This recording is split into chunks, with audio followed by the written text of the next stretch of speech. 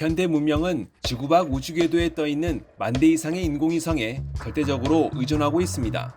인간의 눈에는 보이지 않지만 지구의 저궤도는 인류가 만든 가장 정교하고 거대한 기술 인프라가 작동하는 공간입니다. 하지만 이 첨단 기술의 이면에는 인류가 오랜 시간 외면해온 현실이 숨어 있습니다. 1957년 인류 최초의 인공위성인 스푸트니크 1호가 발사된 이래로 인간은 우주를 개척한다는 명목하에 수많은 로켓과 위성을 쏘아 올렸습니다. 문제는 수명을 다했거나 고장난 위성들을 비롯해 로켓 분리 과정에서 발생한 잔해물들이 임무가 끝난 뒤에도 수거되지 않고 그대로 우주에 버려졌다는 사실입니다. 과학계는 이 버려진 잔해물들을 우주 쓰레기라고 부릅니다. 지금 이 순간에도 수억 개에 달하는 우주 쓰레기들이 지구 궤도를 통제불능의 상태로 떠돌고 있습니다. 과학자들은 우주 쓰레기가 계속 늘어날 경우 인류의 우주 진출이 장기간 중단될 수도 있다고 경고하고 있습니다. 과연 우주 궤도에서는 어떤 일이 벌어지고 있는 걸까요? 우주 공간에서의 쓰레기는 다른 개념으로 접근해야 합니다. 우주 쓰레기가 치명적인 이유는 그 크기나 무게 때문이 아니라 상상을 초월하는 속도에 있기 때문입니다. 지구 저궤도를 돌고 있는 우주 쓰레기들의 평균 비행 속도는 시속 약 28,000km, 초속으로는 무려 7.8km에 달합니다. 이는 실탄보다도 8배 가까이 빠른 수치입니다. 우주에는 공기가 없어 속도를 줄여줄 마찰이 없습니다. 이에 따라 한번 가속된 파편은 수십 년, 길게는 수백 년 동안 초고속으로 지구 궤도를 돌게 됩니다. 물리학의 가장 기본적인 공식에 따르면 물체가 가진 파괴 에너지는 속도의 제곱에 비례합니다. 즉 속도가 8배 빨라지면 파괴력은 무려 64배로 강력해진다는 뜻입니다. 이 때문에 우주 공간에서는 고작 지름 1cm에 불과한 작은 알루미늄 조각 하나가 지상에서 시속 60km로 달리는 승용차에 정면으로 부딪히는 것과 맞먹는 파괴력을 가지게 됩니다. 만약 야구공만한 우주 쓰레기가 운행 중인 인공위성과 정면으로 충돌한다면 수천억 원의 가치를 지닌 최첨단 위성은 형체도 없이 산산조각나며 새로운 우주 쓰레기가 될 것입니다. 실제로 이러한 위험은 과학자들의 머릿속에만 존재하는 가상의 시나리오가 아닙니다. 현재 국제우주정거장에 상주하는 우주 비행사들은 우주 쓰레기와의 충돌 공포를 온몸으로 겪고 있습니다. 과거 우주왕복선 임무 당시 지름이 고작 0.2mm에 불과한 아주 미세한 페인트 조각 하나가 우주선의 전면 유리창에 부딪힌 적이 있었습니다. 그 결과 우주선 유리창에는 깊은 분화구 형태의 균열이 선명하게 남았습니다. 만약 그 파편이 페인트 조각이 아니라 단단한 볼트나 너트였다면 우주선 전체가 폭발할 수도 있었던 아찔한 순간이었습니다. 현재 지구 궤도를 떠돌고 있는 지름 10cm 이상의 대형 쓰레기는 약 3만 개 이상으로 추정되는데 추적이 불가능한 1cm 이하의 미세 쓰레기는 수억 개에 달하는 것으로 추정되고 있습니다. 이 수억 개의 초고속 잔해물들이 서로 맞물리기 시작할 때 과학계가 가장 두려워하는 진짜 재앙이 시작됩니다. 바로 캐슬러 증후군입니다.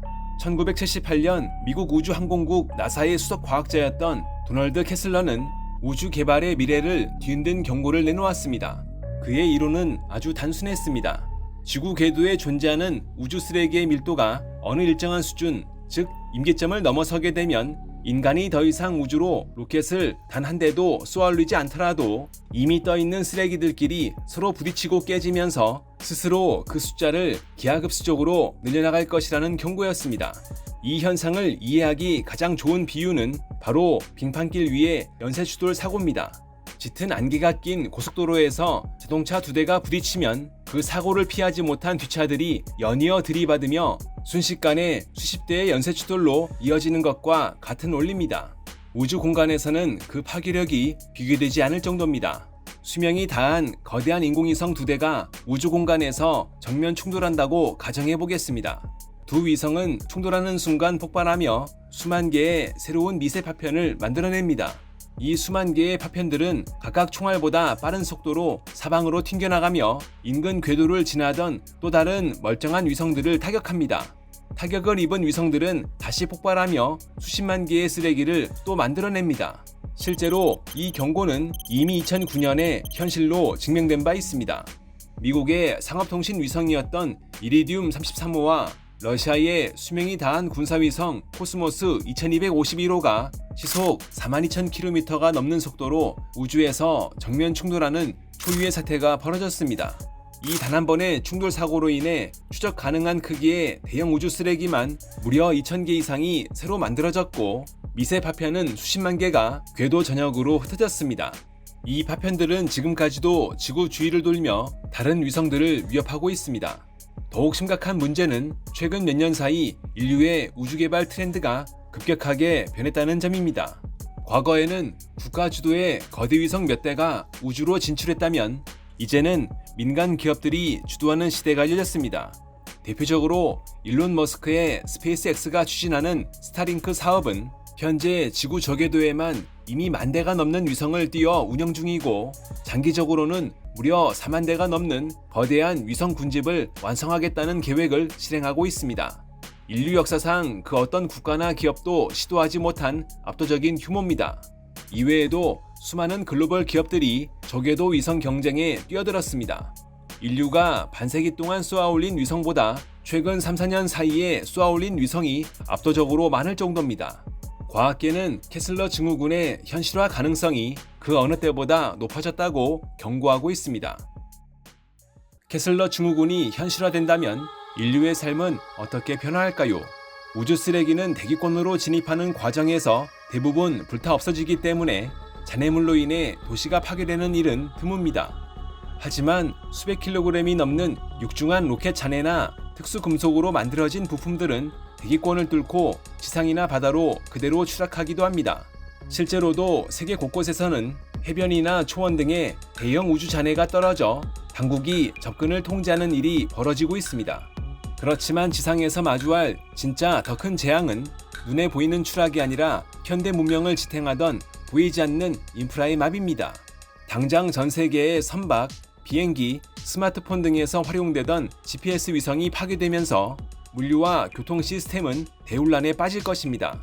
실시간 기상 관측과 재난 예보도 불가능해져 사전 대비 능력의 상실로 생각지 못한 인명 및 재산 피해가 발생할 수 있습니다. 또한 전 세계 금융 거래를 유지하고 군사 위협을 감시하던 통신 및 보안 위성망이 붕괴돼 수십 년 전의 아날로그 시대로 돌아갈 수도 있습니다.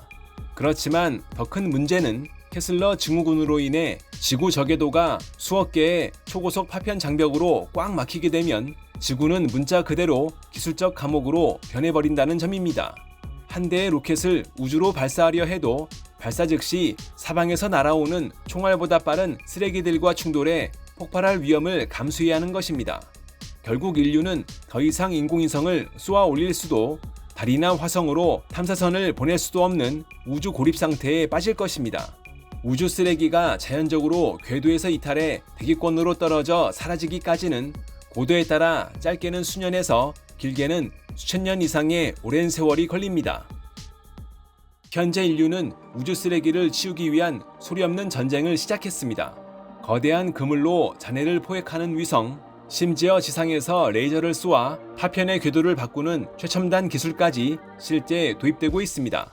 그렇지만 현재 인류가 추진 중인 대안들은 우주에서 쓰레기가 발생하는 속도를 따라잡지 못하고 있습니다. 인류가 먼저 우주를 정리할 수 있을까요? 아니면 우리가 만든 쓰레기가 먼저 우주의 문을 닫아버리게 될까요? 인류의 우주 시대는 아이러니하게도 우리가 버린 쓰레기 때문에 끝을 맞이할지도 모릅니다.